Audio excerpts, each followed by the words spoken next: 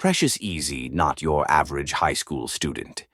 She was classy, intelligent, and feared, and she made sure everyone at Newton High School knew it.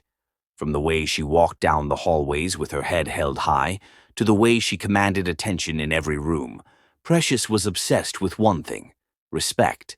She wanted it from her juniors, her seniors, and even the teachers. And if she didn't get it, well, she had her ways of making people regret it. "Precious, you're going too far," Amaka said one afternoon as they sat under the big oak tree in the schoolyard. "You can't just hex everyone who looks at you the wrong way." Precious rolled her eyes. "Why not? If they can't respect me, they'll fear me. Either way, I win." Gina, who was always the voice of reason, sighed. "But what happens when someone stands up to you? You can't control everyone forever." Precious smirked. "No one stands up to me, not even Toby." Toby was different. He wasn't intimidated. He was quiet, observant, and possessed a smile that could melt glaciers. Toby was the school's golden boy, captain of the basketball team, top of the class, and every girl's dream. He was a transfer student from a public school who worked his way to the top, a stark contrast to Newton High's elite crowd. But even he knew better than to cross Precious. Or so she thought. Precious lived for the power, the feeling of being Newton High School baddest chick. "Gina," she drawled, her voice sharp as broken glass, "did you seriously wear those shoes to school?" Gina, her supposed best friend, squirmed. "They're new, Precious. I thought..." "Thought what? That you were on my level? Please." Precious turned to Amaka, her loyal shadow. "Amaka, remind Gina what happens when she forgets her place." Amaka, ever eager to please, launched into a lecture about fashion faux pas and social hierarchy. Gina, eyes brimming with tears, simply nodded, defeated.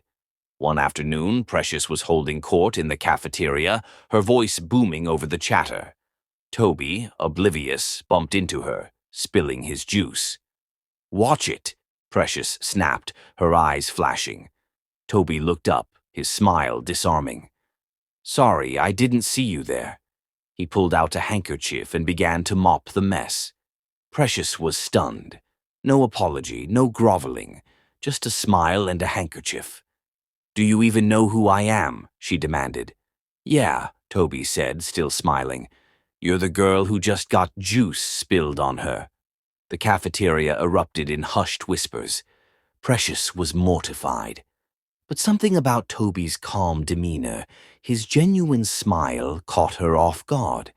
Over the next few weeks, Precious found herself drawn to Toby. He was kind, funny, and he treated her like a normal person, not a queen.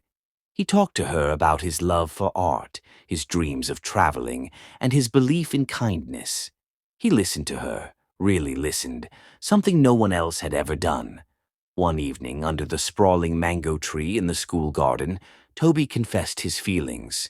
"Precious, I like you. A lot."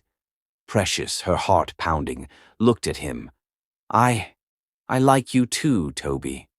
Their relationship blossomed, a secret whispered in the hallways, a stolen glance in class. For the first time, Precious felt genuine happiness, a lightness she'd never known. She started to see the world differently. One day, Femi, one of Precious's old cronies, approached her. "Precious," he said, his voice laced with false concern, "people are talking. They say you're changing." Precious, her insecurities bubbling to the surface, looked at Toby, who was sketching in his notebook. "Changing how?" she asked, her voice tight. "They say you're weak." Femi smirked. The word hit her like a slap. Weak. That was the one thing she couldn't bear.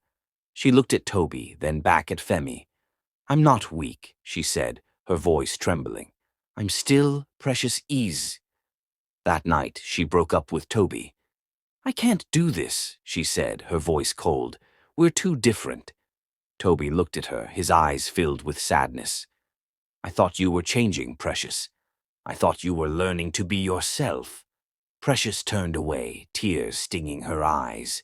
She had chosen power over love, fear over vulnerability.